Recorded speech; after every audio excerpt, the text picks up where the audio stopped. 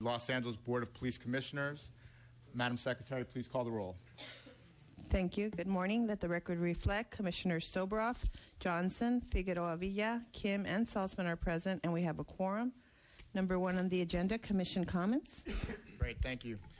This is just a reminder that anyone wishing to address the board on an agendized matter or during general public comment is requested to complete and submit a speaker card to a Sergeant at Arms for each agenda item on which you wish to speak.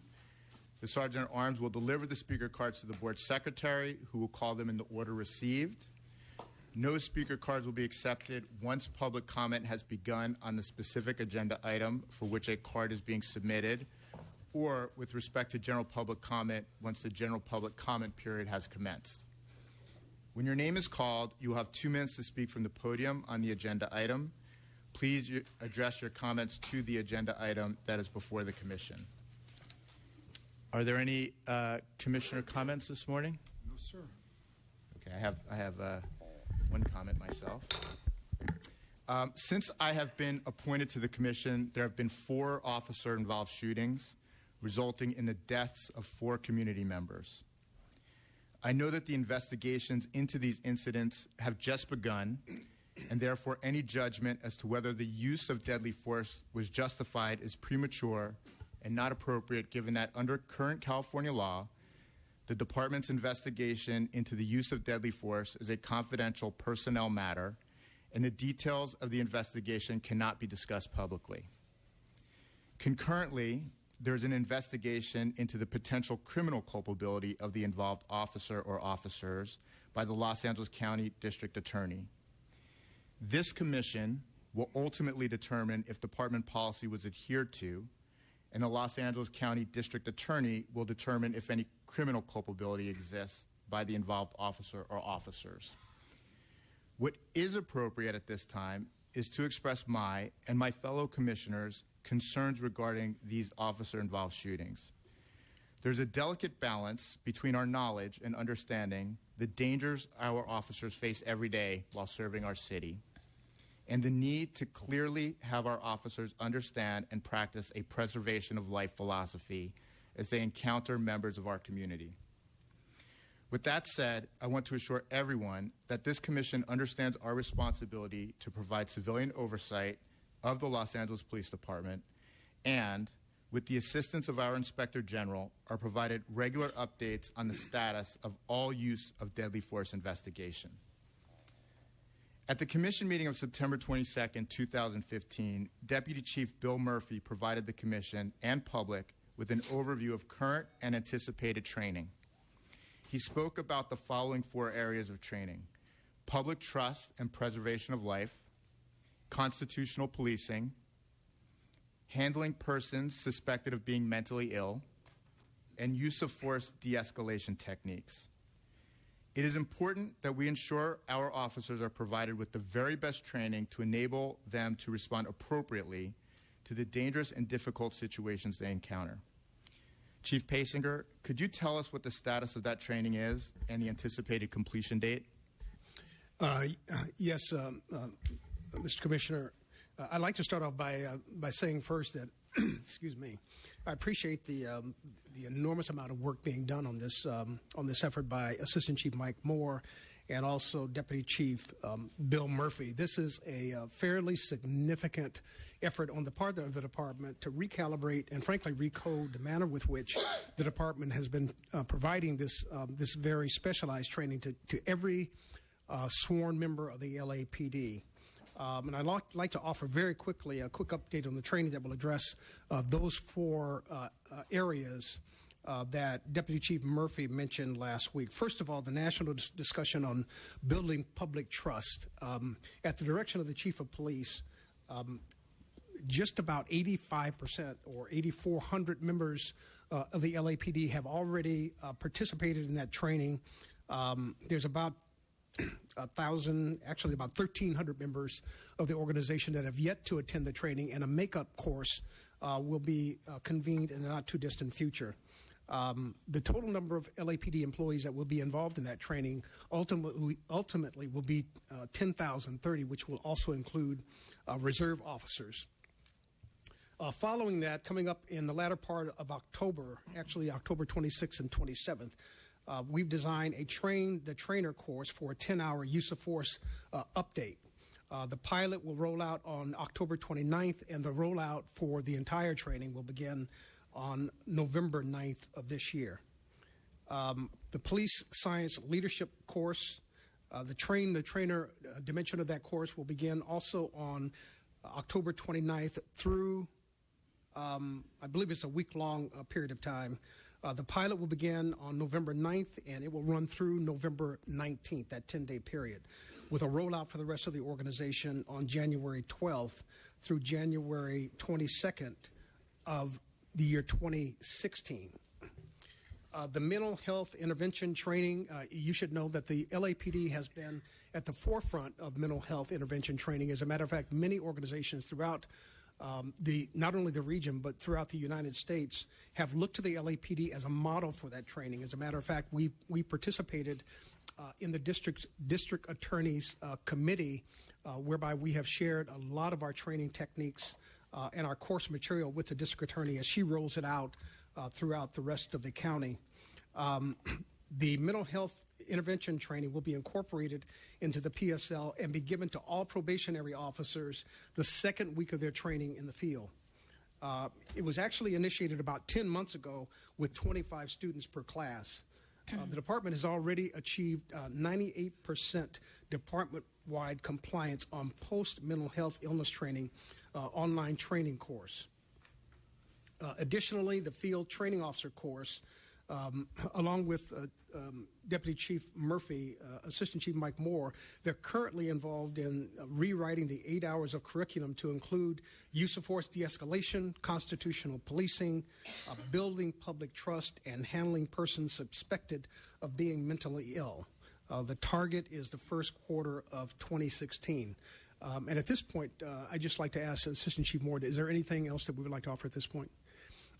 Like I mentioned at the top of the presentation, Mr. Commissioner, the organization we are express in terms of ensuring that the department is at the forefront of providing the training to every single sworn member of this organization. And we've been largely successful to this point. And I'm available to answer any questions you may have. Great. Thank you very much. And Mr. Bustamante, I assume that your office is continuing to oversee and monitor these investigations. Do we have any public comment? I have a comment on this. I'm sorry. I too am sorry to hear that there have been 4 officer-involved shootings since September. But I would like to say that I think that the public can help with this. Stop pointing guns at officers. Stop pointing knives or lunging at officers. Stop attacking officers.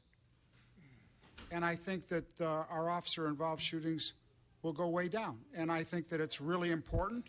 I'm speaking now. Throw them out, will you?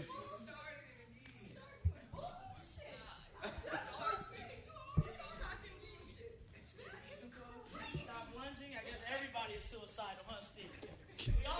Can we please stop disrupting the meeting? Can we please stop disrupting the meeting?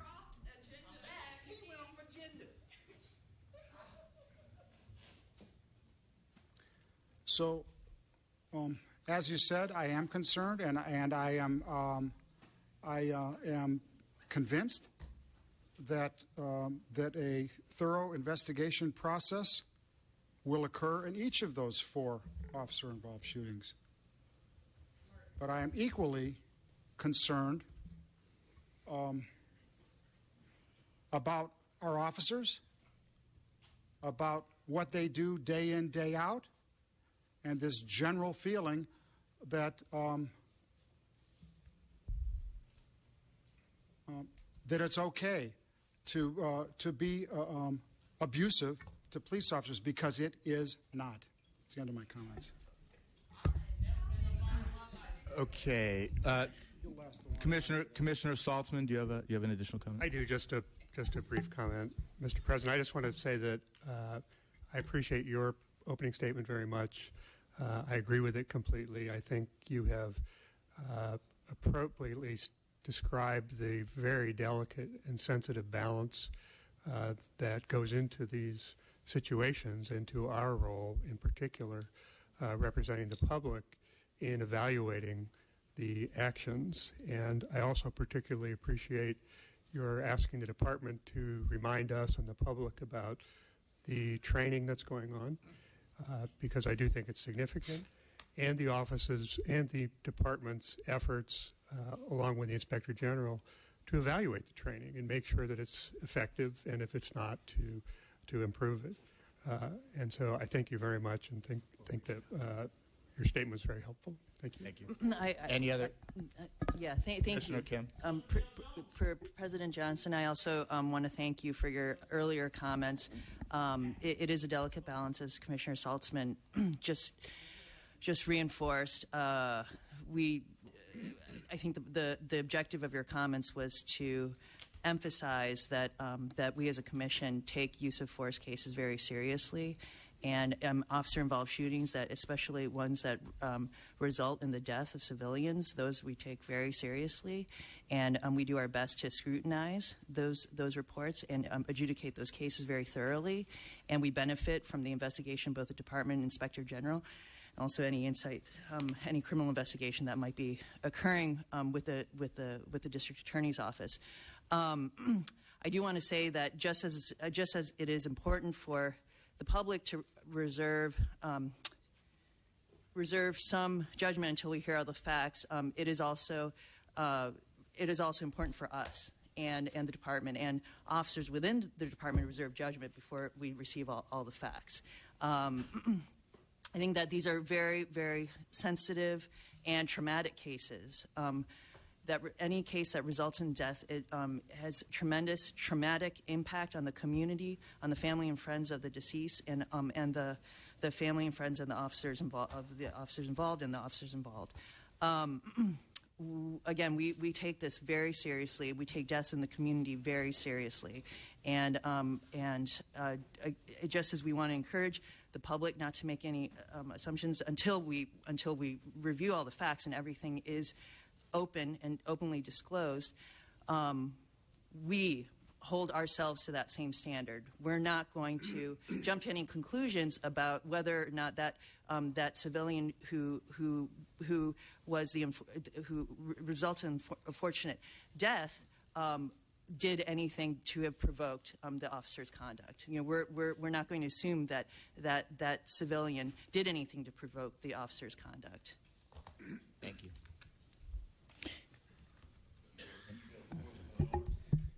Do we have any comments from the public on this? Yes, sir. We have 6 comment cards. I will call all 6 at once. Prentice Jenkins, Ted Hayes, Karen Hilfman, Pastor Q. John Marie, Jasmine Abdullah, and Melina Abdullah.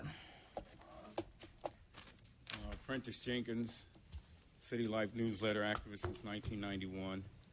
I just want to acknowledge Black Lives Matter, stop LAPD spying. Also, I want to piggyback on what Mr. Soboroff said. I'm upset, too, that when Ezell Ford jumped in front of that police car and stopped it, picked it up, shook the cops out of the police car, and then Ezell Ford jumped on those police officers. Mr. Soboroff, remember? It went like that, right? Or did it go like the cops stopped their car, jumped out of the car, tackled Ezell Ford, tried to fill him up. He wouldn't let him. He fought back. They shot him in the back and killed him. Is that how it went? Which way did it go? Did he assault them or did they assault him? You tried to start some mess again today here. I don't know why you do that. Maybe you're just bored. Billionaires get bored. When a billionaire gets bored, look out. There's going to be a lot of fighting. Things were just fine here until you made that comment. You made it for a reason. You wanted to get us all started, but it didn't work. Remember, we know what happened to Ezell Ford. He was murdered by crazy LAPD cops, just like Henry Solis is in the county jail. Henry Solis murdered a man, just walked out of a bar and shot him in the back. just to watch him die. So you cannot say you don't have crazy cops. Henry Solis is sitting in the county jail because he was crazy. A man who did not do anything to him, he shot him and killed him just like that. And that's what those cops did to Ezell Ford. They got mad. They tried to fill him up on Monday. He wouldn't let them do it. Then they came back on Sunday to fill him up. He wouldn't let them do it. He fought back this time. They knocked him to the ground and shot him in the back. Yes, you have absolutely psychotic cops. I didn't say all these cops were psychotic. I said you got them in your ranks. And if you got them in your ranks, you need to root them out. Chief Beck is responsible for firing a lot of cops. And that's a good thing because he knows he's got crazy cops too. Ezell Ford is dead because of crazy cops. And you think those cops are going to get away with it. Well, we're not going to let them get away with it. We're not going to allow crazy cops to just go kill people walking in their neighborhood. That man was walking down the street in his neighborhood. They jumped out and killed him. Thank you for your comments. Ted Hayes? I have to wonder, Mr. Soboroff, whether you calculated your remarks to cause a stir here, okay? When you say the public can help by not pointing guns and knives at officers, public, that's a pretty large number of people. Usually we talk about perpetrators, suspects, and if they get shot, they're victims, but we don't call those individuals or even a group of people the public. So why would you use such a term like public in referring to the ability to help the police by not getting shot if you don't point a gun at them, if you don't... Come on, Mr. Soboroff, you must have known. If you hadn't planned your remarks, you should have. But since you said something like that, maybe you can take some time subsequent to remarks by people here to explain why you say this is the behavior, the activity of the public. I doubt that. And I think you doubt it also. But what was your motive for saying something like that? Now, since there's no hard copy on anything that's been said so far, Jackie Lacey, tenure of failure, all right? At one time, when there was a police officer-involved shooting, the district attorney's office rolled on the scene, separated officers, got the comments from the spectators, so forth. She doesn't do that anymore. And until she does that, we're going to ask for her dismissal. We'd like to know whether the police department would be receptive to somebody other than the police investigating the police. We don't quite believe that can be done properly. So invite Jackie Lacey to have her crew of prosecutors come out and investigate police shootings. Karen Hilfman? So, good morning. Good morning. I'm referring to the part of the agenda item that mentions requests for future agenda items and reports. And I would like to ask the Commission... Right now we're on Commissioner comments. So if you have a comment on the Commissioner comments... This Right, would be it is under the Commission comments where... Okay. Yeah, okay, thanks. Would like to ask for an agenda item that is a report of an update on the Riddell Jones shooting investigation, and also an agenda item that talks about the status of the matter of the police officers involved in the Ezell Ford shooting. And secondly, I want to address the training matter, and the community appreciates the training. And what I want to ask and have asked before is to have the training planned in conjunction or consultation with community groups such as Black Lives Matter, the Youth Justice Coalition, and the Coalition to Stop Police Spying. And, you know, while I commend the training, and I think the community does too, I feel that it would be a much more robust and relevant to some respects training if these community groups could be involved in the planning and if you request input from them. Thank you. Thank you. Pastor Q, John Marie.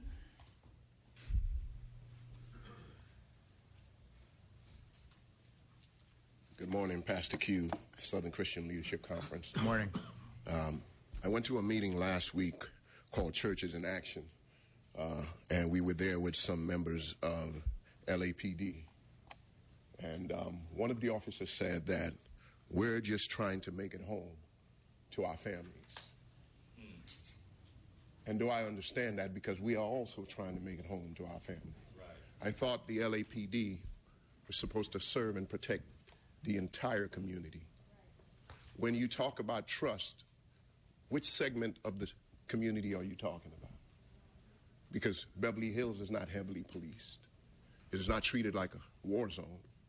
Irvine is not heavily policed. It's not treated like a war zone. People in Irvine aren't dying at the hands of police. People in Palos Verde aren't dying at the hands of police.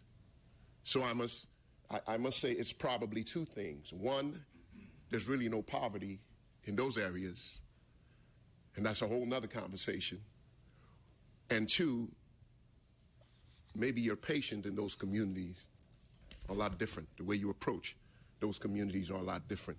I've heard officers talk about, just like teachers who teach in urban communities, it's the hard place to go learn, as if urban communities are labs to learn how to deal with the hardest sector of society.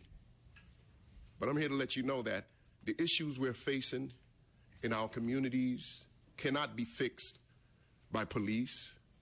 Even Jesus knew that in order to fix a society, you couldn't come with just the law of Moses. You needed to come with grace, because people couldn't even keep the law. He said the letter of the law kills. Thank you. That's what's happening here. The letter of the law is killing. And if we want our communities to operate better and be more healthy, we've got to watch how we execute the letter of the law. Okay, thank you for your comments. Thank you. Jasmine Abdullah.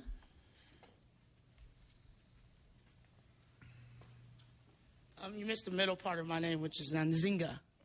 Okay. Nzinga, okay? I didn't know how to pronounce it. Thank you. First, I just want to address just Steve. When I walked in here, you were saying that we need to stop encroaching on police's space, basically. So you're basically saying my whole community has a death wish and we're suicidal, right? Right, that's what you're telling me right now. Riddell Jones had her back to the police and she was walking away from them. Ezell Ford was shot in the back with muzzle tips on his back, muzzle burns on his back. That right there shows me that they're doing too much, and you're sticking up for them. I see a little, your pen is a badge, right? I see your little pen is a badge. So you've already told me whose side you're on, Steve. So I'm here to tell you that we're sick and tired of being sick and tired, Steve. And we're not going to just lay here and die. So you need to get your officers in order, or we will. You hear me?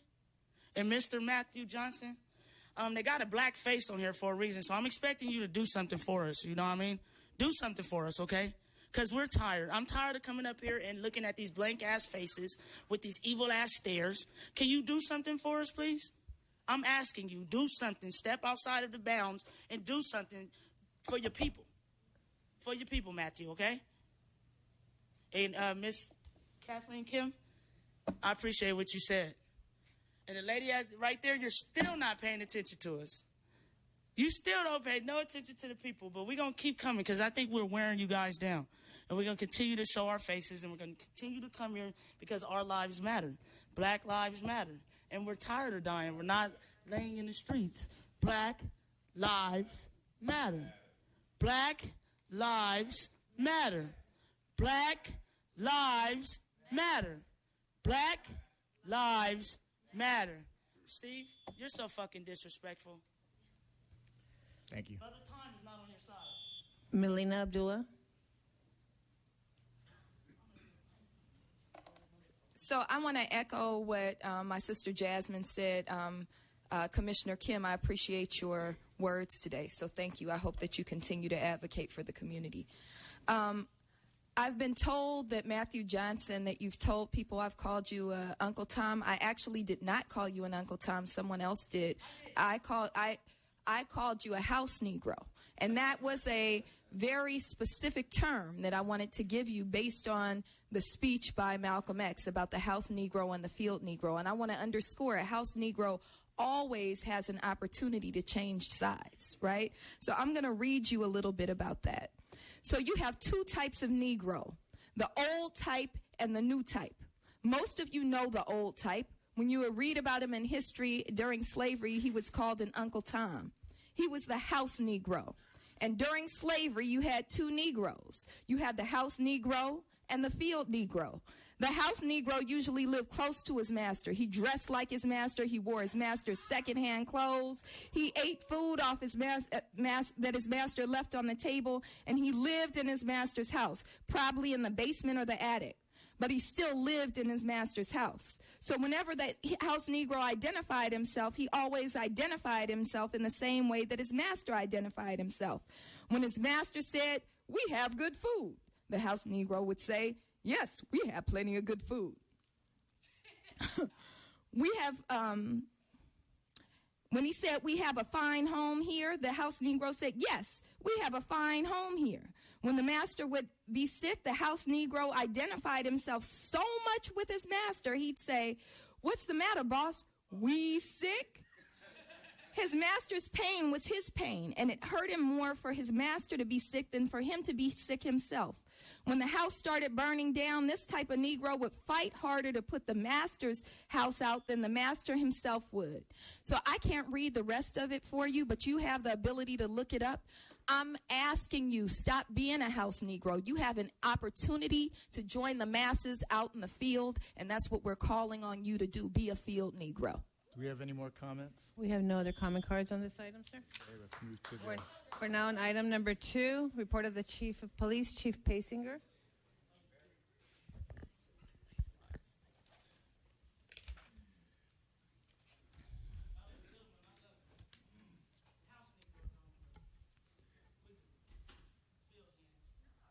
Mr. President, members of the Commission, for the Part 1 crime report for this week, it's reported as follows. Homicides are on the increase at 14.4%. Sexual assaults are in the increase at 4.3%, as is robbery at 15.4%. Aggravated assaults are in the plus column at plus 26%, for a total violent crime increase of 20.1%. In the property crime category, burglaries are up 6.6%. Motor vehicle thefts are up 18%. Burglary and theft from vehicles are up 14.7%. And theft is up 6.4%, for a total property crime increase year-to-date of 10.7%. That brings the total for Part 1 crime up 12.6% year-to-date. For each of the bureaus, Central Bureau in Part 1 crime is up 15.3%. South Bureau is up 9.7%. Valley is up 11.7%. And West Bureau is up 14.0%. Sworn personnel staffing, we are currently at 9,873. 39 recruits are currently in the academy. For civilians personnel staffing, we currently have 2,667 civilian personnel with 610 vacancies. There are 254 Level 1 reserves, 32 Level 2 reserves, 105 Level 3 reserves, and 372 specialist volunteers, and 61 chaplains, counselors. Currently, there are 6,248 cadets currently on the roster. And that concludes the report of the Chief of Police. Thank you, Chief. Do we have any comment cards on this? Yes, sir. We have 6. We have Prentice Jenkins, Ted Hayes, Terry Wilburn, Mariela Saba, Kai Utsumi, and Michael Williams.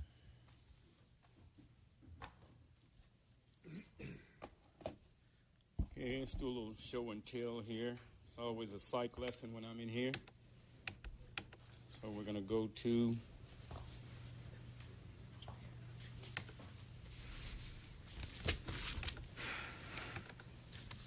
first one.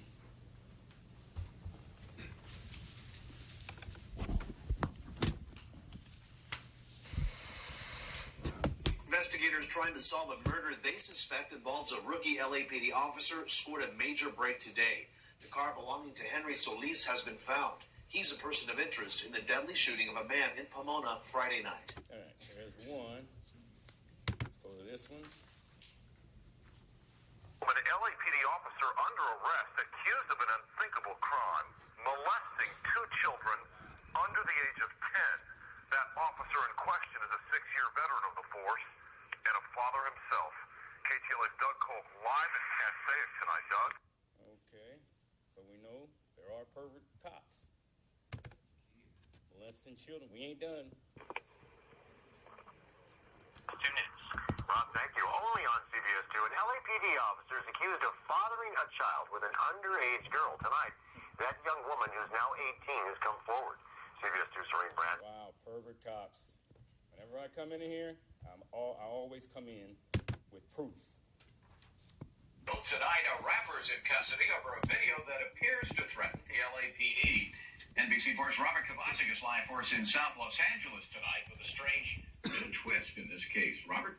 And that new twist would be, Chuck, that we're sitting here at 77th Street waiting for this guy to bail out. His family says they've covered the $50,000 bail. So and then just minutes ago, he stalks a cop. They put all the cops out to go get him. A cop stalks me or stalks Lucian, and nobody sends a cop out to go get him. Cops stalk people. Thank you. Ted Hayes.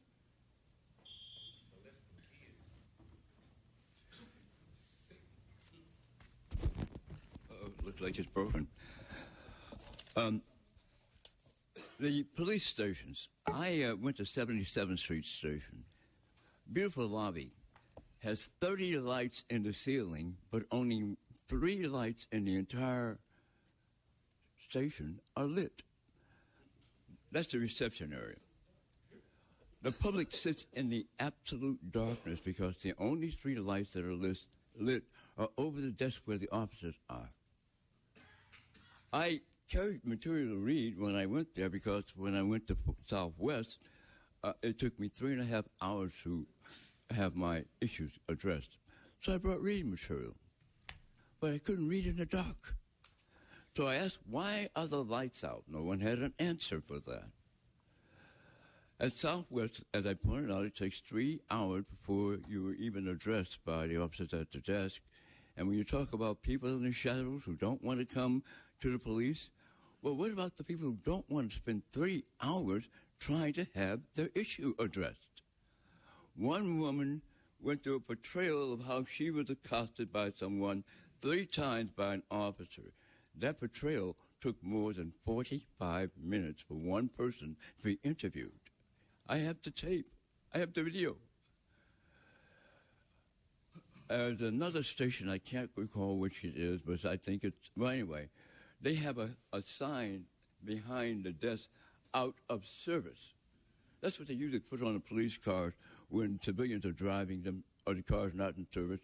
They had that sign, out of service, behind the desk. The result of that complaint was, no big deal. It didn't rise to the level of being misconduct on the part of the officers. Saying out of service behind the reception desk. Thank you. Terry Wilburn.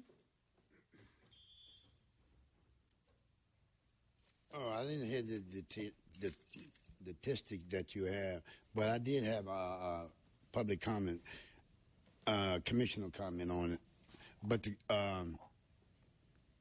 the crime rate is going up, the kidnapping and the rapes, and it's skyrocketing too much, and it's privately in the private section, in the airport, at home, in various neighborhoods. And in doing so, with the attitudes of Black Lives Matters, okay, it's also a conflict between that, because Black Lives Matters pays officers to kill officers. Yes, they do. All right? And in doing so, or they kill themselves, or my family kills off them people, or Woodlands people. Who wears badges? Who got badges? And people in the audience, please do not disrupt. He has 2 minutes. You have DAs being murdered, kidnapped from up north, then become a public defender or DA. Then you have officers, okay, who are kidnapping these people and throwing them in a storage place. Then they signing over property, okay? So if you look at the attitudes of these people in these organizations that bring in about, what I just found out, for example, my parents-in-law was Jim Jones. They wasn't the victims. They were the people who was murdering other Black people. Okay? And so generation out of generation goes along with that throughout the world. Thank you for your comments. Mariela Seba.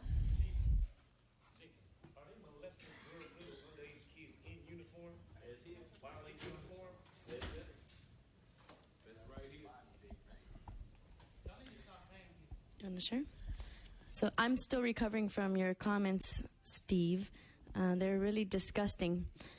It's really disgusting, and it's sick to try to justify murder. It's so sick.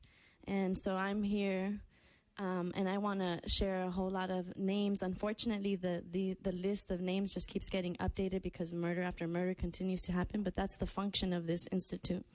And I'm also sharing the space here. So since the year 2000, there has been over 644 deaths in LA County, and she's going to read a few of them. Yeah, and by deaths, we mean murders by law enforcement.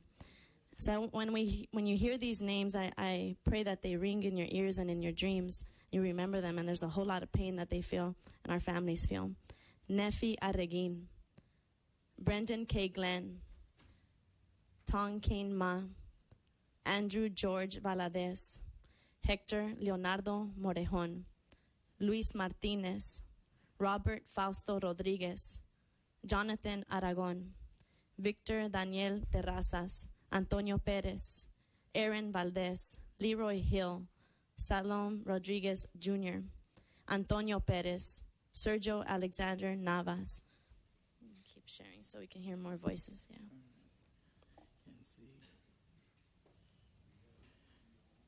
Pablo Meza. Charlie Africa in Skid Row. Right. Brian Pickett. Maria Cornejo. David Scott Ware. Fernando Escobedo. Dennis Stair. Ricardo Avalar Laura. So, in that saying, most of the names we read are Black and brown people. So in that, recently Assembly Bill 953 has passed racial profiling identity. When you pull people over, you need to write their name, their race, extension, and proof as to what we are saying are not lies. We already know they're not lies, but now we're going to have it on record, and I'm here to enforce that you guys take that. Thank you for your comments. Kayutsumi.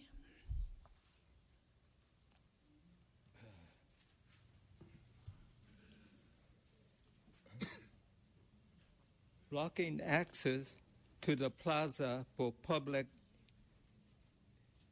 hearing is an attempt to discourage legitimate democratic public comment. It is anti-democratic. Trying to discourage public comments tells me the policymakers of LAPD and this police commission is turning a deaf ear to legitimate human rights cries for justice. The mayor's recent press release about state of emergency and need for housing and shelter for the homeless does not commit $100 million, guarantee $100 million yearly, real dollars, to put his rhetoric in actual motion that creates permanent housing for the homeless in Skid Row and throughout the city. Amending the building code to reach that commitment. Why do you need to amend the building code? Are you going to make it stricter or less strict? The building code is there as a safety measure. It looks like a red herring. Stop giving the LAPD money to solve homelessness problems, which is growing. We need humane societies, not police force treatment. They are not trained in humanitarian treatment. Black Lives Matter is significant today. Yes, all lives matter. But there's been times when Asian matters didn't matter. Brown lives didn't matter. Immigrant rights didn't matter. Thank you all for your lives comments, matter, sir. but black lives especially matter because if you know the history from 300 years of slavery to over 100 years of post-slavery racism and lynching to today's new Jim Crow and putting black and brown young people into prison. Okay, thank you, sir. Thank you, sir. Appreciate it. And our final speaker card, Ms. Michael Williams. Matthew Johnson, I read an interesting article about you.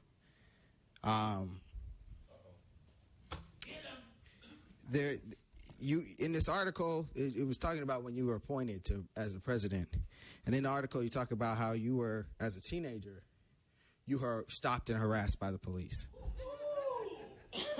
And I just wanted to ask you, one of the things I don't really want to ask you, but I just want to put this in your head. Do you ever think about how maybe if you had maybe asserted your rights, maybe if you had tried to,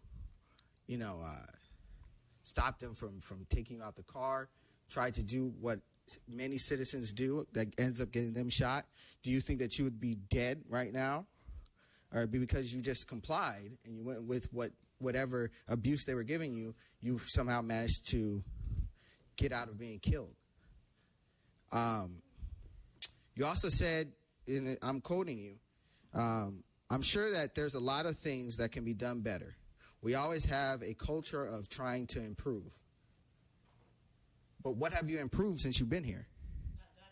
All you've done is kick people out the room, try to find reasons why people can't come in. That's all you've done since you've been on this board. You protected a racist person who came in here and started spouting off going on a racist tirade. You also said, and again, I'm quoting you. You also said when you were talking about Black Lives Matter, you referred and you said they've shown a light on a important issue.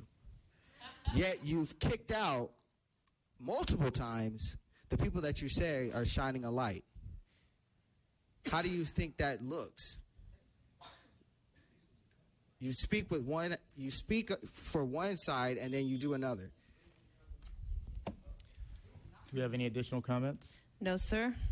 We're now on item number 3, consent agenda items. These items are considered to be routine and non-controversial, upon which the board is provided with adequate information for approval without inquiry or discussion. We do have comment cards, one comment card on A, one comment card on B, and one comment card on C. Move approval of item 3D. Do I have a second? Second. All in favor? Aye. 3D moves unanimously. Let's pull up the comments on 3A, 3B, and 3C. The comment card is from Mr. Ted Hayes for 3A, 3B, and 3C.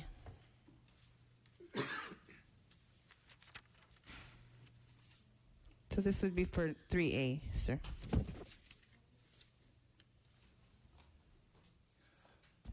This is curious. Someone took a trip, and it cost $10,000 for a hotel and feeding that person. Now, the memorandum doesn't say how many people went, so I assume it was one person took a trip to a event, and it cost $10,000. The item is item 3A, which is regarding the donation of bus shelter public service posters. Say what? I'm sorry. Item 3A is regarding the donation of bus service posters. So can I just Sure. go to this item I'm speaking of? Do you have any comments on this item? Yeah, the shelters, when they were put in some time ago, they promised they would allow public service announcements for the city and the county and museums and things like that. Absolutely free, no cost whatsoever. Perhaps you could impose upon the people who put those shelters in to live up to their word, their promise, to allow us to have some space, some opportunity to deal with what we might call public service events. So why pay them if they claim now we want you to pay to talk about traffic deaths, bicycle safety, and things of that nature? Certainly that's important enough for them to say, we'll let you do this absolutely free. Now, sometimes your staff is incompetent to realize things like the general public realizes when they made the contract to put those shelters in. I remember what they said, and I remember what they ought to be doing when it comes to subject matter like we have here. So pause for a moment, go back and plead with them. Please do what you said you would do, because these are very important life and death issues, traffic, bicycle safety, and so on. So have them live up to what they promised. You can always Google it. LA Times probably has the information for you if you don't have it before you. Thank you. Do I have a motion on item 3A? Move approval of 3A. Second. All in favor? Aye. The item moves unanimously. Let's move to item 3B. Mr. Hayes? Donation of cable and internet service valued at $3,221. 3B. It seems the Southwest station doesn't have the internet. How long has the internet been in existence? They have not found it yet. So you want $3,000 to put an internet in at a police station. Okay? Now, if they get service, nobody pays $3,000 a month for internet service. What you have is a router. You have 5 computers in your house. You have a router where each computer can pick up the information on a router. Now, this is an absurdity. I think you all recognize that if we have to spend $3,221 to provide an internet service for a police station, something is wrong. The police are not adequately being serviced by our city. So this is something else. Somebody's getting some money somehow by claiming to do something which should have been done 20 years ago. So look at this one more time and explain it to persons like myself, because we think it's some kind of kickback or some kind of corruption, some sort of fraud. Thank you. Do I have a motion to Move to approve item 3B. second? All in favor? Aye. Any opposed? No. That motion moves. That item moves unanimously. Item 4C or 3C. Mr. Hayes?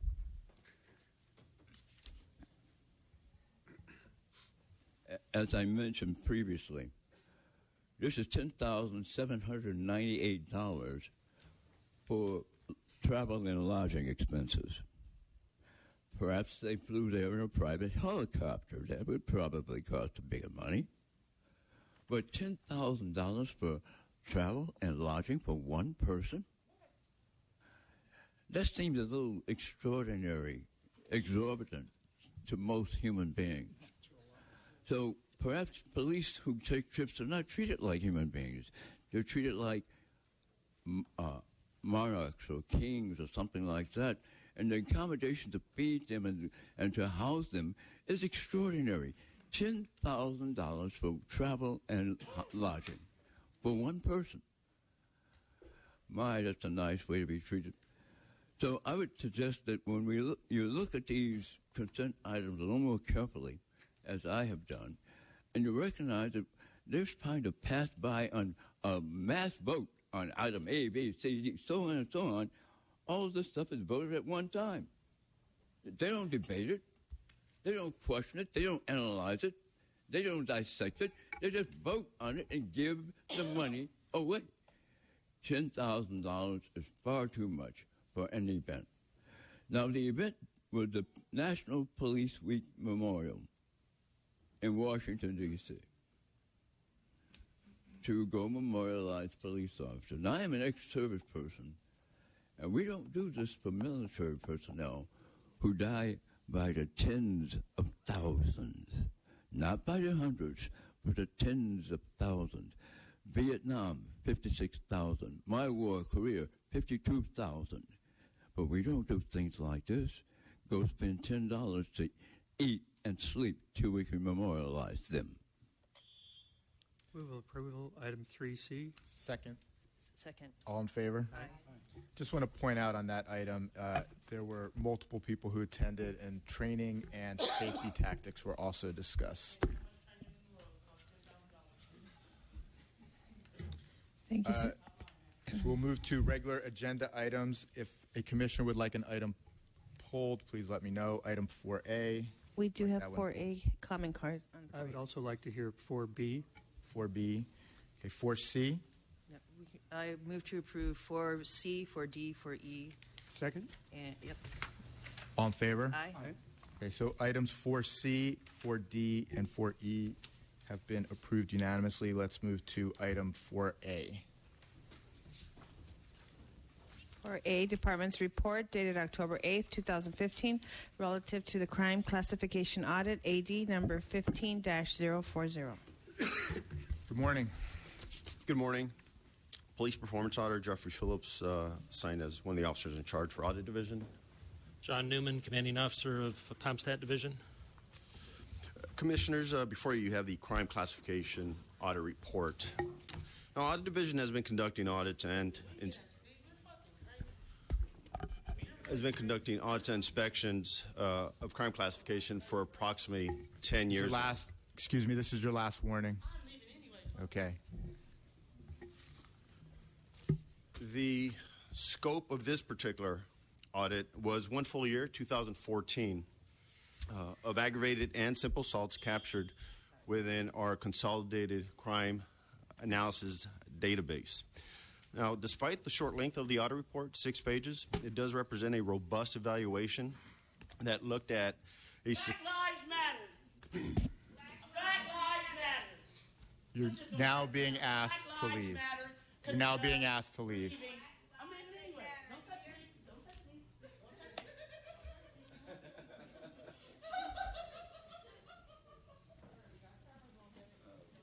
me. Help me, guys. What? Don't touch me. Look, he's grabbing me. I'm leaving. Look. Hey. Put her back in jail. Sorry for the interruption. No, it's okay. Please continue. Mentioning the fact that the audit report is 6 pages, it does represent a robust evaluation that looked at a statistically valid sample of both aggravated and simple assaults. There were 2 objectives that evaluated whether reports were classified according to the FBI's Uniform Crime Reporting Manual, or UCR manual. I think that it's important to draw a distinction between UCR and the California Penal Code. Our officers are not trained to write reports according to the UCR, but rather to include the elements of a crime according to the California Penal Code. So, irrespective of how these crimes are classified according to UCR, crimes are investigated to the fullest extent according to California law. Now, the definitions of aggravated assault and simple assaults within UCR are very different from California Penal Code. So, for example, you're not going to see a crime for aggravated assault in the California Penal Code, but yet you see aggravated assault as a Part 1 crime under UCR. So these things pose challenges in classifying crime throughout the department and, quite frankly, throughout the nation. based on quite a few reports that are out there. So despite the challenges, the results indicate the department did relatively well with classifying both aggravated and simple assaults. For aggravated assaults, the department was 94% compliant, and for simple assaults, 92% compliant. When we say we're 90, is it totally flip-flop then? If the 6% was non-compliant, did they go into the other category, and the 92% is at 8% that is flipped into? So I think it was 6% of simple assaults should have been, or 6% of aggravated assaults should have been simple. Correct. And 8% of simple should have been aggravated. That is correct, sir. Okay. Yes. The audit report includes some additional information that, while doing some background, the department has exerted some effort to go ahead and improve the systems currently in place to help out with crime classification. I'm going to go ahead and defer to John Newman in regard to that. Good morning, Commissioners. But before we go on to that, I do just want to point out, because there are so many more simple assaults, an 8% differential actually is a much more material, has a much more material impact on the number of aggravated assaults. So instead of, it's actually a 20% increase in the number of aggravated assaults. So that's a pretty significant increase. That is correct. That 8% has a much more impact on the 37,000 simple assaults than would the 6% on 10,000 aggravated assaults. How does that 20% increase in the number of aggravated assaults, how does that impact the year-to-year crime rate in that category? Well, as I mentioned before, we've been looking at crime classification for quite a few years. So purportedly, that error rate would be the same from year to year. So the increases or the decreases would therefore be the same. So do you look at this as now a base year, where I think you're going to get into how we're correcting the problems so we classify better in the future? Yes. I think significant with this audit report is the methodology that we utilized, and that is that we used a 2% error rate in taking our sample, and we stratified it by month and by bureau, and so it yielded a very robust sample. For the past 10 years, we've been utilizing different methodologies in looking at crime, slicing and dicing differently, as I usually say. From here on, we will be utilizing this same methodology to be able to draw a better comparison from year to year. So for 2015, we will be looking at crime classification, and we will be utilizing the very same methodology we used in this audit. So I was asked to kind of give an update of what the data integrity unit that falls underneath my division has done on the efforts. Myself and Chief Moore had presented before this commission back on December 16th to kind of give an overlay of what we were planning on doing with that unit. The unit was pretty much stood up around a year ago, this time last year, October of 2014, but really didn't get fully staffed until probably around February or March of this year. Initially, we were tasked with actually providing training department-wide for the entire department for those folks that were applicable. What I mean by that is anybody that was involved in the coding process, primarily the watch commanders. We trained the crime analysis detail supervisors, records personnel, and anybody in the detective ranks that was responsible for reclassifying or changing the codes. Since that time, or during the initial stages of the data integrity unit, we put together classes. We had 6 classes where we brought everybody in the CompStat room, about 100 at a time, to provide initial training. The idea was just to try and get the information out there as quickly as we could. Since then, we have actually provided much more detailed, much more in-depth, and much smaller groups in the training process to try and get everybody on board and have a chance to actually classify the crimes, classify reports, and then we go over the process. So we have groups of typically about 30 people at a time. We go over the actual reports. We classify them. We have everybody in the class that's classifying them. And then we kind of break out sessions afterwards. All totaled, we have had a total of 31 classes thus far. We've trained roughly 1,000 individuals. A few of those have been repeat customers, but the vast majority of them have been the initial or the first time. Over 5,000 hours of instruction that we've provided to these individuals on UCR training. When the UCR guidelines was put together, this most recent time in 2013 or 14, when it was updated, 14 I believe, it was a roughly 200-page document. And the real key, as Jeff had indicated, and as Chief Moore and Chief Beck back in December had indicated, the real problem or challenge is the translation from penal code to UCR. Penal code is what everybody writes the report on. It's what we file on. It's what we charge on, what we arrest on. But that code is completely different from the Uniform Crime Reporting Guidelines that we have to adhere to for the Federal Bureau of Investigation and the crimes that we actually present to Cal DOJ that ultimately go to the FBI. And it's that translation that causes difficulty because it's not a one-for-one. Aggravated assault in UCR language is completely different in some cases than an ADW. And by the UCR or the FBI's own admission, the assaults cause more problems, and so that's certainly one area of the crimes that we've been paying more attention to and here more recently. But when the DIU was stood up back in December, it kind of had three major intentions. One was to be the Uniform Crime Reporting Coordinator for the entire department, to be a point of contact for not only the department, all personnel would go through that individual, but also with the FBI and with Cal DOJ. We would also be doing our own inspections and with quicker turnarounds and actually following up to make sure that once we identified problems, that we would actually follow up and make sure that the changes would take place. And then obviously the training component, which I've touched on a little bit, was kind of the third point of that. Our inspections thus far, we have done 5 inspections internally. We're starting our 5th right now. We did one of robberies, aggravated assaults, and burglary early in the year. We brought the results of that for just a small sampling of areas, and we're asked to do a much larger sample. We did that for the same 3 crimes. We did another one on crime against children. We did one on simple assaults for the first quarter of this year, and we're just starting one for lost reports.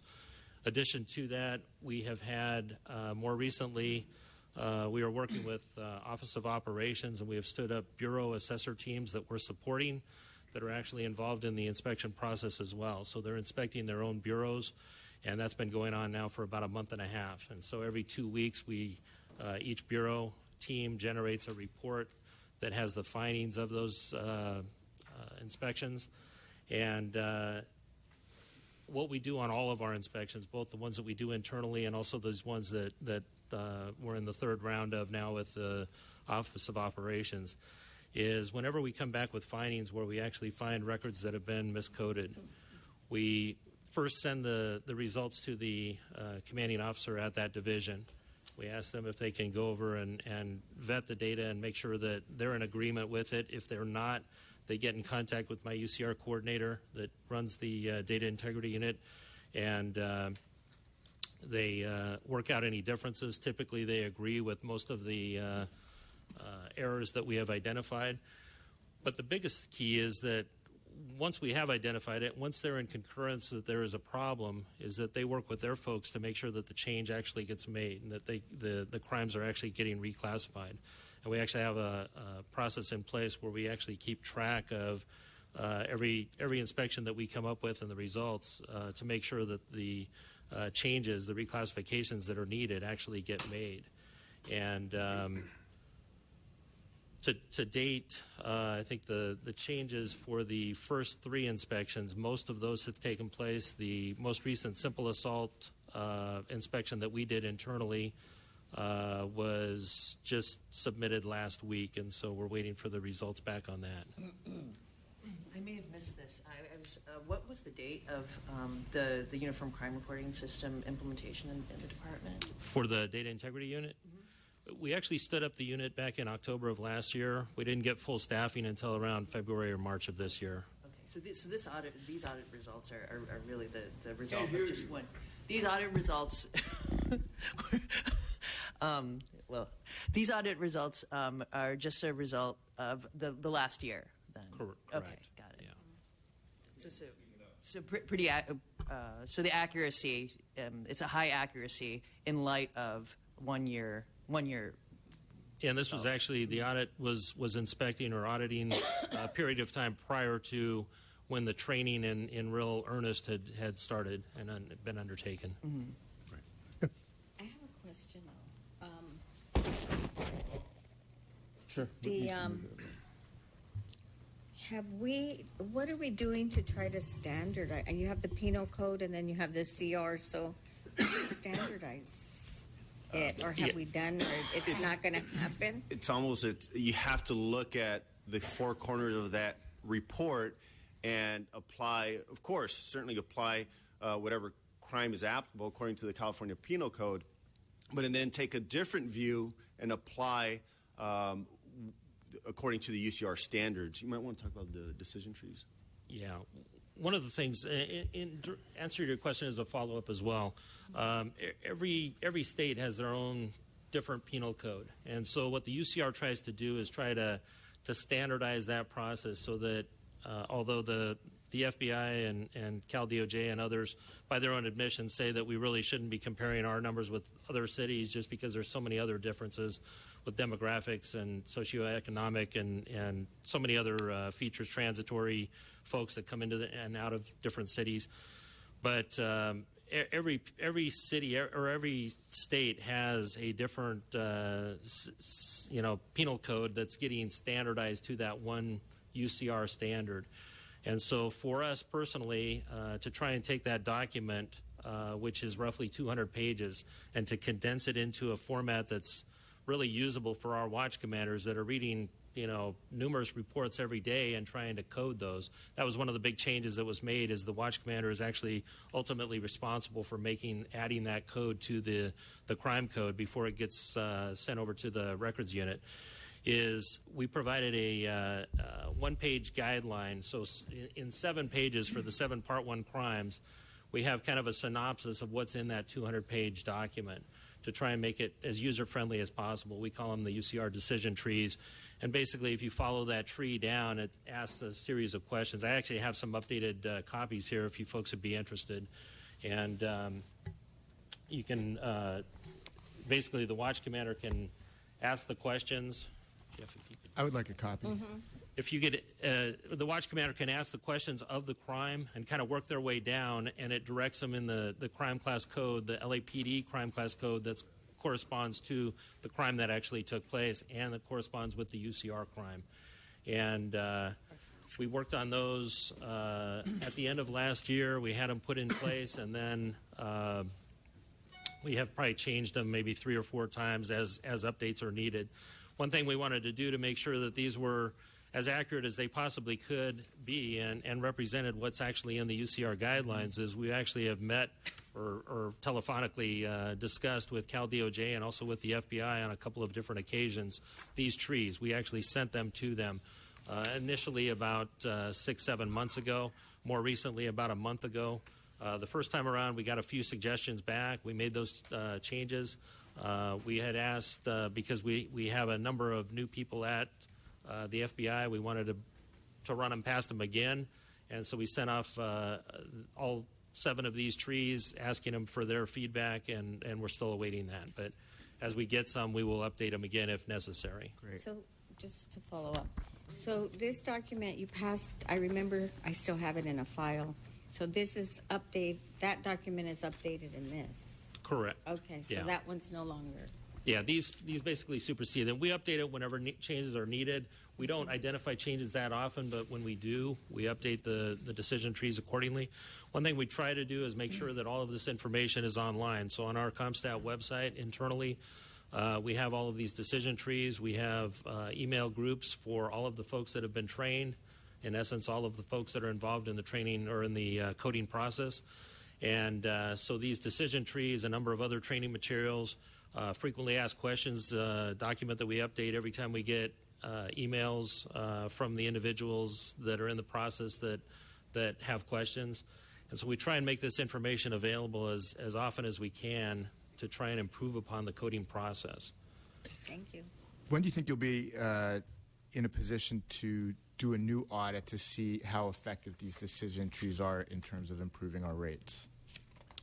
Well, I think certainly 2015 would be the first year when these have actually been in place. However, the first part of 2015, I think, is probably going to be somewhat suspect as well, just because training was getting, we changed the process from records clerks being the primary ones that chose the code based on a 2-line synopsis to the watch commander. And because there were so many changes that were put in place, I think probably the first quarter is one that we're still scrutinizing. I think I'd mentioned that we have the inspection that we did, and we're waiting for those changes to be made. I would say probably around the end of this year, I think we would be good to do another inspection, for 2015. However, Audit Division would be conducting another full-blown audit. And would be starting that, looking at all of 2015. We'd be starting that, I'd say, first few months in 2016. Okay. What is your target compliance rate if we were at 94, 92, keeping in the context that a 1 or 2% difference in the simple assault category can have much larger effects on I'd like to share. I think that 95% is still very reminiscent in everyone's head based on the consent decree. But I'd like to share that a few years ago, and when you think of when I think of 95%, I would think of 95% within the category of looking at all the crimes, right, and having 95% of all of those crimes being categorized correctly, not in each category. Sure. Yeah, well, I mean, I think the department will always strive to do their very best. But interestingly enough, though, a few years ago we had the FBI UCR unit come out and do some training for the department. And in that training, their subject matter experts referred to the state of Tennessee as having a very good crime classification, crime reporting system. And the state of Tennessee allows for a 10% variance. And so almost by deductive reasoning, when we see that we're at 92, 94%, hence my comment, I think the department did relatively well. Is the department striving to do better? Obviously by the systems that have been put in place. I think we have to hold ourselves to a higher standard. I agree. We actually have... No offense to Tennessee. No. We actually had reached out to the FBI back beginning of the year. Chief Beck had sent an email off to Mr. Comey's office regarding this and requesting a error rate that they view as kind of an acceptable one or kind of an average or standard for the entire nation. And we basically got back a response that they weren't prepared to give us any kind of a standard error rate at that time. More recently, Chief Moore, and he can address this as well, has requested the same. Good morning, Assistant Chief Mike Moore with Office of Administrative Services. To answer, Commissioner Johnson, your first question, which is what is our goal? Our goal is 100%. To Commissioner Figueroa Vela, via the question about what we're doing to get 100%, the decision trees are an interim step, as well as the data integrity or data inspection units. The ongoing inspections that are being done by the 4 geographic bureaus with immediate feedback is meant to refine and reinforce the use of the decision trees, as well as improve the accuracy of the simple assault, ag assault question. We are in single digits as we look to peer agencies such as the Los Angeles Sheriff's Department, who a year ago looked at this same issue, found a very similar error rate. In single digits is what we believe as our peers is probably is where everyone is at. To refine this to a 0% error, the department believes that we need to move into a new data system, a new record management system. Our current CCAD system, Consolidated Crime Analysis Database, is more than 20 years old. It was built upon a legacy system that itself was an additional decades old. Its input systems are absolutely archaic in that it is still a pencil and paper, or at best a computerized version of a form that does not provide for decision trees, does not provide for a front-end intake and proper classification based on business rules. When you think about an agency that takes hundreds of thousands of reports, the means of which to properly classify and organize is through the use of business rules and tools that are readily available. And across this country, agencies, law enforcement agencies, have adopted such systems long ago. The department is petitioning. Again, you'll see as a budget matter a petition to look at our aged and legacy system, record management system, and to replace it. Replacing it will allow us to do two things. One is we're currently in Mr. Newman is traveling tomorrow to Washington, D.C. to be part of an IACP, International Association of Chiefs of Police working group, looking at different ways in which the country looks at crime and how we look and compare each other to one another as far as large cities, for instance. And that working group is also looking at national incident-based reporting standards, which is meant by the FBI and Department of Justice to replace UCR for one reason, the issue we have right here, comparing penal code systems to a uniform crime reporting standard.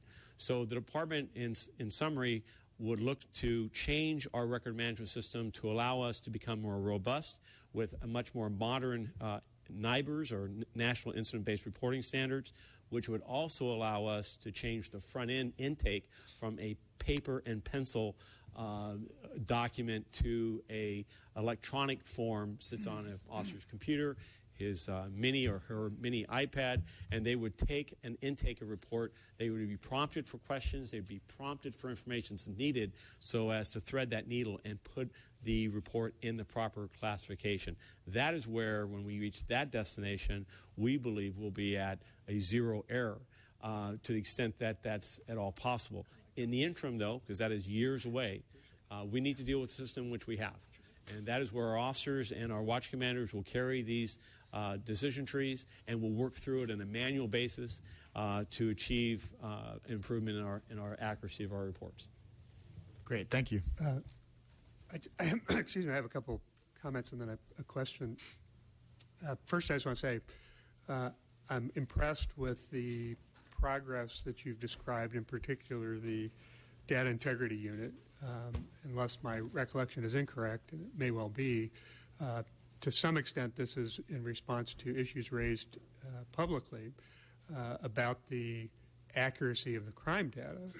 And my own recollection is that at least initially, the department seems to me was pretty defensive about what was happening, and that I appreciate hearing the report today about what you're actually doing and acknowledging the problems and clearly doing things to improve the data. I appreciate that very much. I am still scratching my head. I will ask you and also ask the Inspector General to help me understand. The report says the department did well in classifying crime, and you've repeated that again this morning. And we've talked about percentages in the 90s, above the 90%. We've also talked about an error rate somewhere between 19 and 23 or 24% on categorization of the aggravated assaults. And if, in fact, the error rate there is 20%, that does not strike me as doing well. So I'd like to understand better. I'd like to understand that better. I'm confused by that. And then in that context, and I'll ask both you and Inspector General, is your sense that going forward in the 2015 audit, that we're likely to see improvement here and have that much more ability to be confident about the accuracy of the underlying crime data that we report? So certainly I'd like to just clarify what is meant by the department doing relatively well, and that is with the compliance. And what I'm referring to specifically is the 92% compliance and the 94% compliance. But, however, we did conclude with what does it mean? And in essence, what it means is that we would have seen a 19% increase or more aggravated assaults. And that's, I believe, Mr. President had mentioned that. The impact of that, the error rate, when you go ahead and extrapolate it onto the population, then you would have 19% increase. And that's what that means. The challenge, well, in that instance, the error rate that occurred for 2014 is similar to the error rate in 2013. Which is similar to the rate that was in 2000, I think it was 11 or 10. So the impact is if we use apples to oranges, we do the 2014, what we told UCR based upon that had an error rate within it. And then we do what we project as the actual accuracy. That's where you get the 23%. The Inspector General has found it to be even a higher rate based on their analysis of a similar set of reports. The department's position on that is that we need to be clear and, as errors occur, correct them and update the underlying file so that we're comparing apples to apples, which is both set or audited. What's true about the fact that you have this 19% or 20% increase, but the year before, a similar level of errors existed. So the LA Times has also looked at this. As you well remember, a year ago, they brought this issue up for what has happened in the last couple of years. They've gone back to 2006 or 2007, and preliminarily, they've found that errors have existed through the time, but that relatively constant level. And so that as the department has shown and reported an overall decrease in violence over the last, up to this last year, 12 years, that has been proportional in each of those years. And so to take 1 year out of sequence, audit that, see that the true number is a bit higher, and ignore the other years is a disservice to the comparison. I appreciate that. Mr. Inspector General, if you help me with this, I appreciate it. Sure, Commissioner. For the audit purposes, and I think they were looking at individual categories, as the President indicated, that once you take that information and bring it over, the numbers are a lot different. I'm not focusing on, as you know, we're doing a report. We haven't been focusing on the past years in the sense of trying to determine whether it's good or not good. We've been trying to assess what the Data Integrity Unit has been doing to fix the issues. And from our report, and it'll be much more detailed in the coming weeks, Mr. Newman and Chief Moore have done a great job at coming up with a very robust system to tackle all these issues. In fact, a lot of the concerns that we were identifying when we went to them, they were already addressing. And there were, I think, a very few areas that we added some input, and we were able to sit down with both of them. We were able to come up with solutions to them, and it has been very collaborative.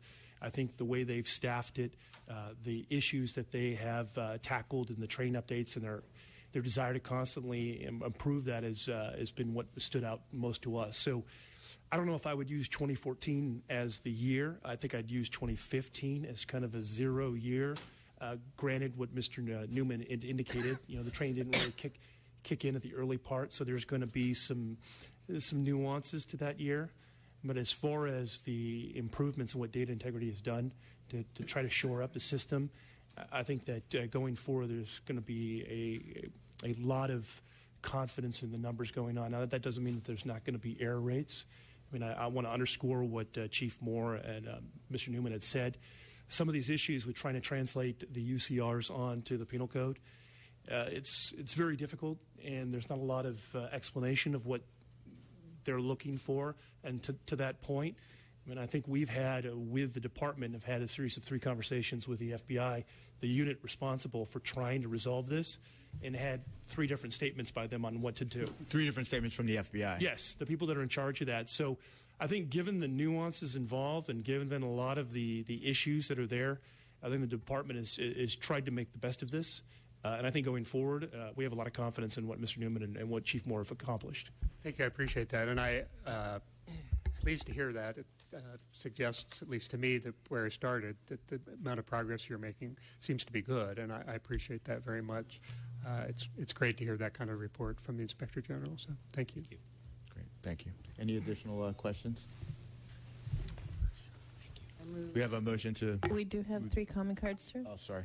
Okay, we have Michael Williams, Prentice Jenkins, and Ted Hayes. Mr. Williams is not here. Prentice Jenkins. Oh, he is? I didn't see you. I apologize. Y'all couldn't wait till I left the room just so y'all could start, huh? So y'all, just so you guys don't have to hear my comments.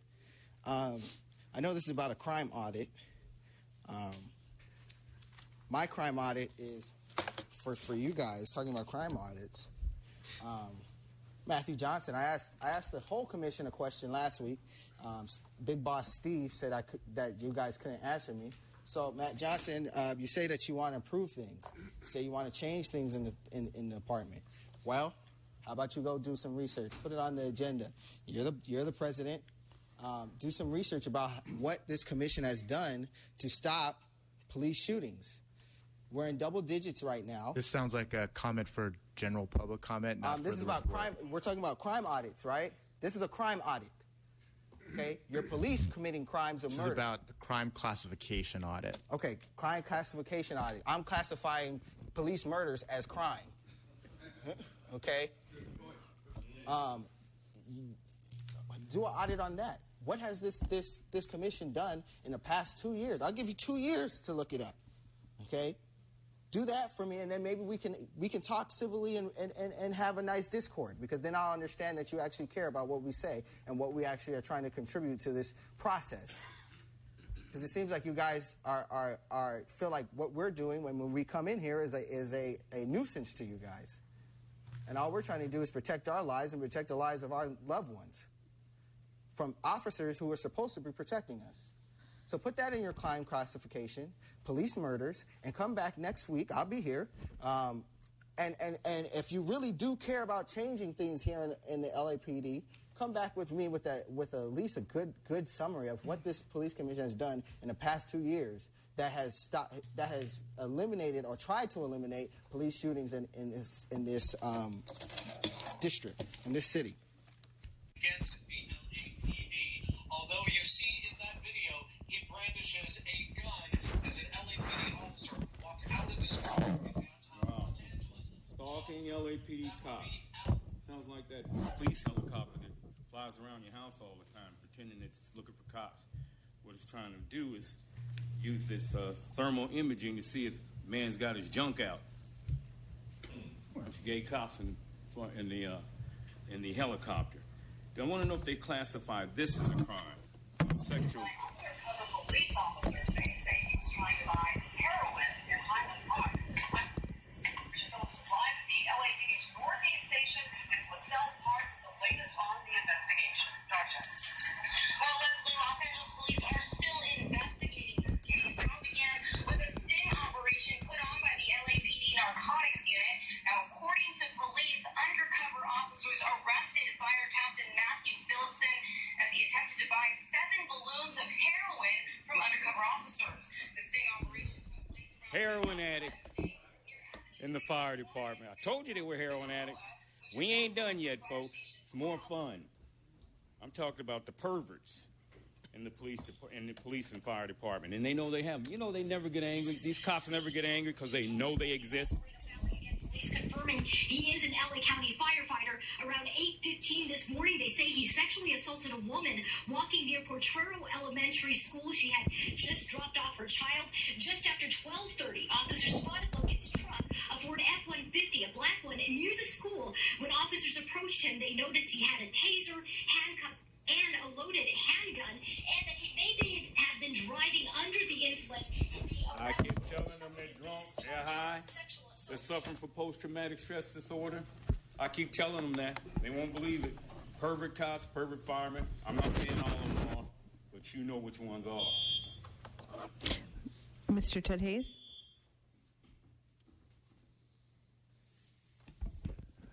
The Brown Act says that things you cannot do.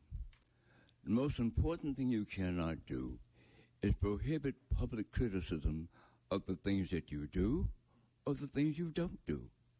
So when one starts out criticizing you, you can't say, stay on the agenda, we're talking about something else. Because you don't have public criticism as an item on the agenda. And even if you had it there, even if you... Appropriate for general public comment. I beg your pardon? It's appropriate for general public comment. It's not what the Brown Act says. Please do not interrupt Mr. Hayes. It's his turn. You cannot prohibit anywhere, anytime, the verbal criticism of your behavior, what you do, what you neglect to do. That's what it says. When you wrote up your new material for decorum here, you never mentioned the fact that you could be criticized. Mr. Hayes, you're incorrect. You can criticize on this item. Okay? I am criticizing what they neglected to do, which the Brown Act says they cannot prohibit me doing. You're incorrect. You see, you're acting lawlessly now when you prohibit persons from doing what the Brown Act says you cannot prohibit them from doing. Now, if these persons before you now have not managed to pair, to correspond, to make synonymous the penal code and various other codes, after all these years, they haven't managed to pair these things, compare them, and make them synonymous? Are you serious? They're still working on that. They're still trying to figure out how does one number describing an activity with our number describe it. They haven't done that. And for them to hand you this at the meeting without you having an opportunity to review it is something they ought to be Thank you for your comments. disciplined for. Do we have any additional comments? We have no other cards, sir. Move approval of item 4A. Second. Second. All in favor? Aye. The item moves unanimously. Thank you. We're Item now- 4B.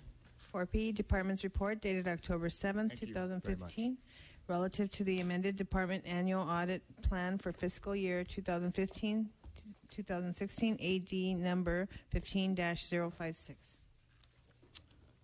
Yes, Commissioners, this is the updated annual audit plan. This annual audit plan is typically presented before you before it is implemented. However, the reason for bringing you an updated plan is to inform you of some of the changes that have been made to the annual audit plan, and those changes are noted by the asterisks that are on the plan itself. We have some audits that were moved from the 14-15 fiscal year to the 15-16 and vice versa. Some of the reasons for needing to make these changes include, but are not limited to, developments and policy changes.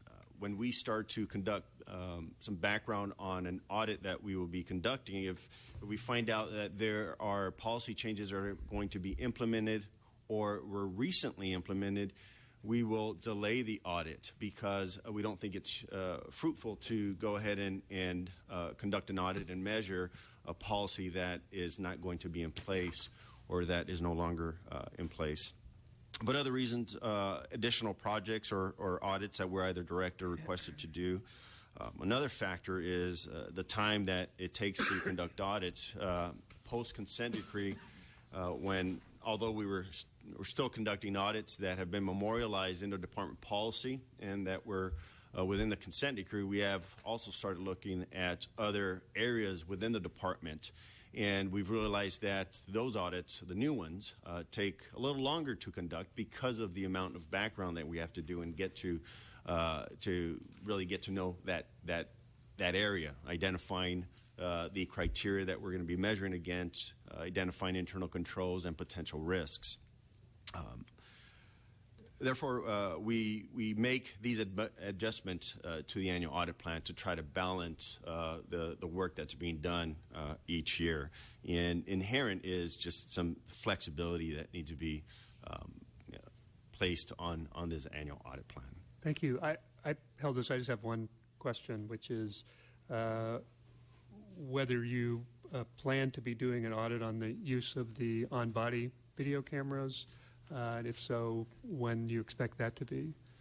I think that question has been posed previously within command staff, and I think that it would be fruitful to let that program be instilled for a while.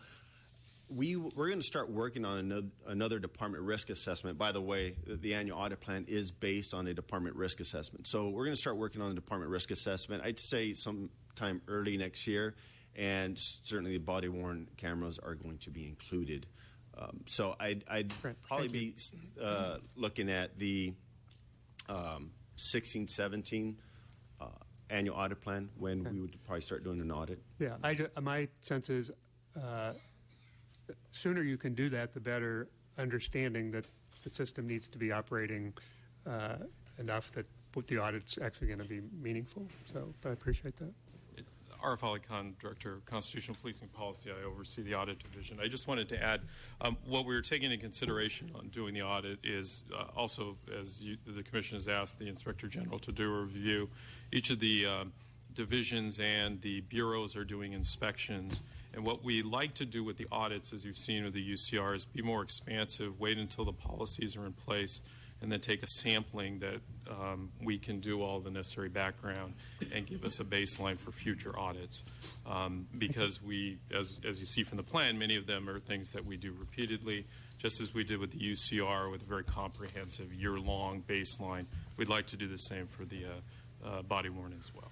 Thank you. Any questions? Do we have a motion? Second? All in favor? Aye. Good job. Thank you. Thank you. We're now on item number 5, public comment. We have 10 comment cards. Since we have 10 cards, I'm going to limit each speaker to 1 minute. Thank you. Okay, the first 5 speakers: Prentice Jenkins, General Jeff, Terry Wilburn, Dale Wilcox, and Pastor Hugh Jan Marie. 10 people are not here. I want my 2 minutes. Okay. Let's see how many people are actually here. Prentice Jenkins is here, General Jeff, Terry Wilburn, Dale Wilcox. Okay, we will keep 2 minutes since there are less than 10. You're welcome.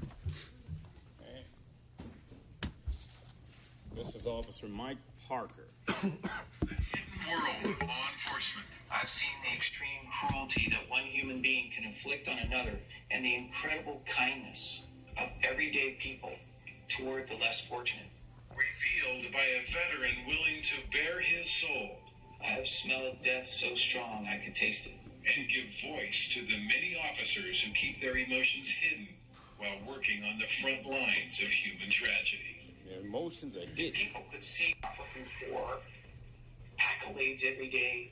I think just looking for a little understanding that we are human beings and we make mistakes and we are deeply flawed. Ah, there you go. I think just you hear looking for a little that understanding. statement he made? We are deeply flawed. Guess what I did? I went to public school, but even I was smart enough to look at the word flawed. Now let's take a look at the word flawed. Faulty, blemish, damaged, defective, unsound. This is a cop saying this about cops. Unsound. He said faulty. Guess what faulty is?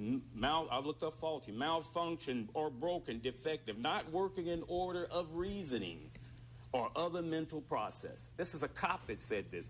So I looked up unsound, weak, rickety, wobbly, rotten, ramshackle, shoddy, unsubstantiated, unsafe, and it said dangerous. This is a cop saying this about the rest of the cops and saying this about himself. That's what flawed means. That means that they're dangerous. And guess what? Ezell Ford ran into that faulty cop. He ran into 2 of them. You hear me, folks? He ran into 2 faulty cops. And remember what it said. Faulty is unsound. It says they're dangerous. Ezell Ford ran into 2 faulty cops, and he ended up dead. Walking in his neighborhood. You walk in your neighborhood every day. I walk in my neighborhood. And Ezell Ford ran into these faulty cops, which made them dangerous, and he ended up shot in the back. General Jeff.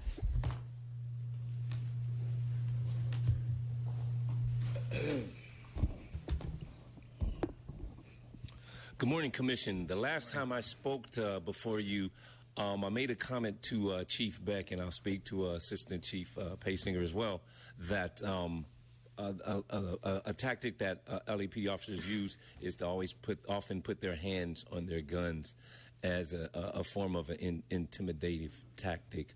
I noticed the entire time I've been here today that none of the officers have actually had their hands on their weapons. There are those of us that see that as a sign of fear, so we appreciate the department for making that immediate adjustment, and we hope that that adjustment expands department-wide. I just want to say that it's official. Safer Cities Initiative is dead. It's over. It did not work. It was flawed from the beginning. When they say Safer Cities Initiative, the name alone, Los Angeles Police Department is responsible for keeping only one city safe. That's the city of Los Angeles. So when they say Safer Cities, as in plural, as in CITIES, that doesn't even make sense. So now LAPD tried to arrest and criminalize homelessness, specifically in Skid Row, where I'm a community activist there. Okay, they cleared the streets for a year or two, but they weren't arresting homeless people for murder. So of course the people eventually got out. That was a short-term solution, and it shows that LAPD is not perfect. So when Commissioner Soboroff speaks earlier in the meeting and talks about people should not challenge law enforcement officers, how the public can help, the principles that this country was founded on was the challenging of law. That's why there are amendments to the Constitution. It's the challenging of law, both physically and verbally. And that's what we're doing when we're here speaking before this commission. And so we're in sync with the founding fathers of this country. We will continue to do so until we get a better process involved that protects all citizens of this nation. Thank you. Dale Wilcox, followed by Michael Williams and Jacqueline Richardson. Hello, distinguished police commissioner, Dale Wilcox. I'm a beekeeper. I'm not here to complain. I'm here to ask for your help. I go to schools and community organizations and churches and even help people in their backyards to keep bees safely. And there's a movement that has been going on to legalize beekeeping in Southern California. And tomorrow it's up for a vote. Unfortunately, I'm calling this the stealth ordinance because the city doesn't want to make this well known to get an opposition against it, so it's trying to rush through the ordinances. And we're catching the city at not giving proper notification to all of us to come tomorrow. So we're asking you to help this ordinance, to help its first responders of the police department be safe in this ordinance. This ordinance only allows for 6 items: that you register, you keep water, you keep them 5 feet away from the walls, you have your entrances on the sideway, and you have a 6 feet wall. It doesn't say anything about notification on your wall or on an entry in case a first responder were to come into your building and encounter beehives, in your yard. And it doesn't give a limit to the size of the beehives. Beehives could be large. So we're concerned. So we need your commission or members to talk to the City Hall tomorrow. I believe it's 10 o'clock on the agenda. The council file is 120785. And we need you to put some type of note to the council members, say, please hold off on voting for this ordinance until you can beef up this ordinance to show that we need to have some type of notification to the first responders that come in. And if you can't make it to the meeting tomorrow, or if you can't get a note in, we're going to try to the mayor's office so he can veto it, so that he can give a little bit more time for the community to make this ordinance a safer ordinance. My contact information is on my community card. Be Safe Alliance 120785. Thank you so much. Thank you. Michael Williams, followed by Jacqueline Richardson, Tanisha Denard, and Ted Hayes. I've been on Matt Johnson all day, so I'm getting on Steve this time. Steve, man, come on. Like, we weren't even after you at the beginning of this. We didn't even want your head. We weren't insulting you. We weren't doing anything to you. You put this all on yourself. All we wanted was Chief Beck gone. Now, for sure, the only way you're going to stop seeing this beautiful face is by you stepping down. You already got bumped down one. We just keep bumping you down until you're gone. because you have shown very, very hostile behavior, as what I'm seeing right now, towards anybody who's speaking against the commission. We have a right to come here and criticize the commission about what they've done, their lack of ability to keep people safe. If this commission had done something about Ezell Ford, maybe Riddell Jones wouldn't be dead. Maybe Angie Guzman wouldn't be dead. Maybe the man in Van Nuys, he wouldn't have gotten killed. We're just asking you to make some changes so that our loved ones and the people that we care about are not being slaughtered by the people that are supposed to be protecting us. You said that you think the involved police shootings are down. It's double digits in this year. 17 people, you're all right with that? You're all right with them killing 17 people? That sits on your conscience very well? 16 people is 16 people too much. It should be, when I see officer shootings, things like the SWAT team hasn't had somebody die in years because they're trained better. They have better tactical gear. They don't have to put their lives on the line. Your officers are putting their lives on the line themselves because they are actively invoking people by harassing them to counteract them, to come after them, and to be upset. If your officers would stop harassing the community, they wouldn't be putting their lives in danger. So, Roth. Jacqueline Richardson.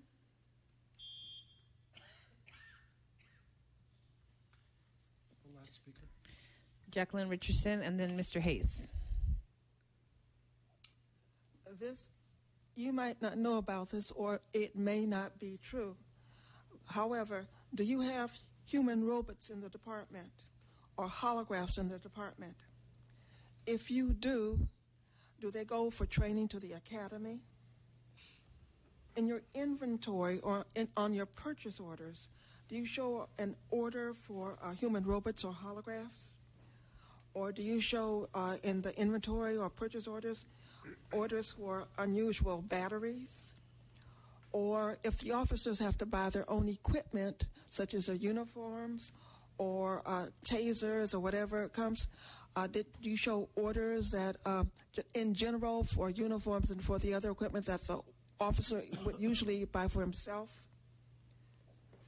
And the final question is, do you show any purchase order or inventory for upgrades on high-level computers or for changing programs on high-level computers?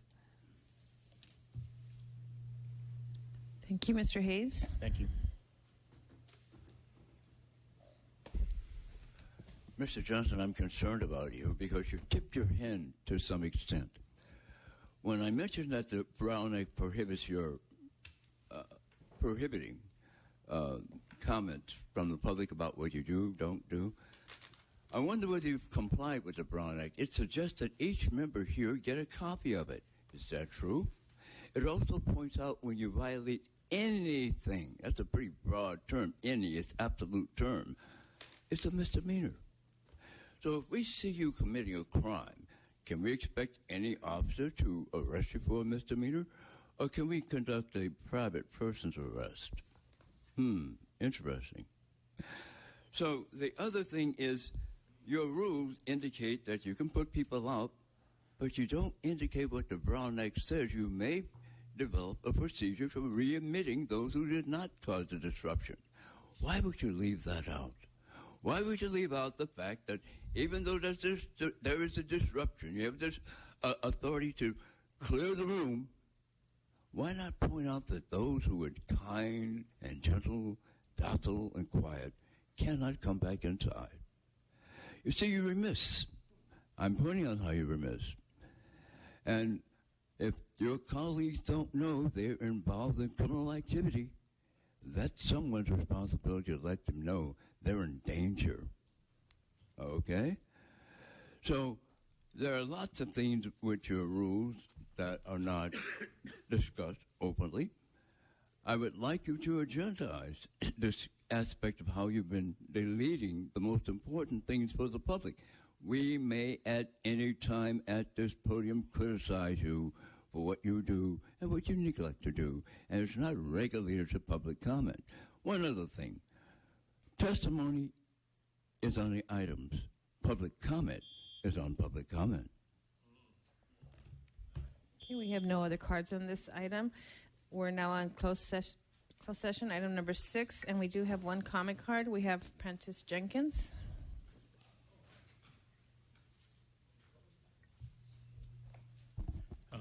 Thanks to Mr. Tud Hayes, I found out I can actually comment on closed session. Good man. He's my dealer. He deals in Brown Act legislation. He taught me that. Thank you, Mr. Hayes. I want to make sure that I'm clear that if I get hit by a fire truck, or I get hit by a police car, this gentleman right here gets hit by a police car, this gentleman right here gets hit by a police car, fire truck, guess what? It's not an accident. I want you all to know here. It was not an accident. Trying to get rid of us. They don't want us in this meeting anymore. All right? So I just want to let you know that it's not an accident. Also, about the wand thing that happened to me out there. Cop touched my genitals with his wand. Yeah. I Mr. complained Jenkins, you're off topic. No, this is sir, this is No. Closed session? This is on our closed session item. Yeah, okay. I want to say that if I'm in closed session and they hit my genitals with the wand, all right, I took the chief's. The chief said it was an accident. I said, okay, I'm going to take your word that it's an accident. I still don't believe it's an accident. I went over to the other place. Guy used the wand. He never hit my genitals. So I guess they wanted check to see the stereotype is true. I don't like to get off topic, but everything we say in here is topic. The general right here, when he talks about topic. The topic is this, folks. We don't take away my 1 minute. We have 2 minutes to talk. I don't care if it's 20 of us. That means you got to stay 40 more minutes. Now, I know you got golf games, and I know Mr. Soberoff wants to get on the back nine over there and slice it in the trees because you know you're not going to put it in the fairway. It's not going to go in the fairway. It's going in the trees. So. The Board of Police Commissioners will now recess into closed session to discuss item. I don't have a card for you, sir. Hey, Steve, you got an additional card. He's got to find the card. He's got additional. Can he still speak? Closed session?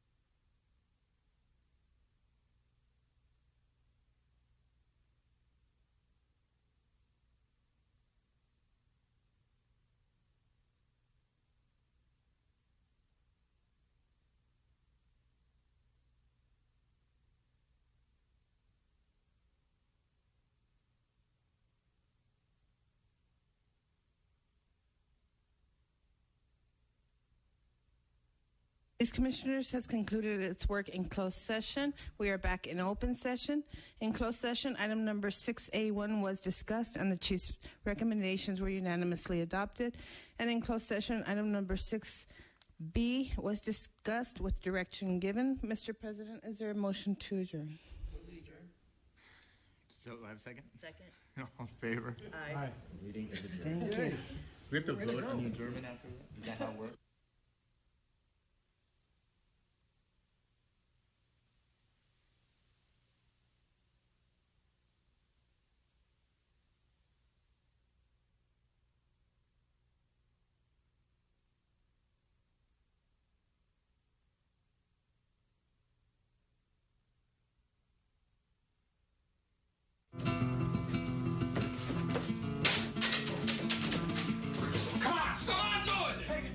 Hi, I'm Jen Mahoney in Studio City.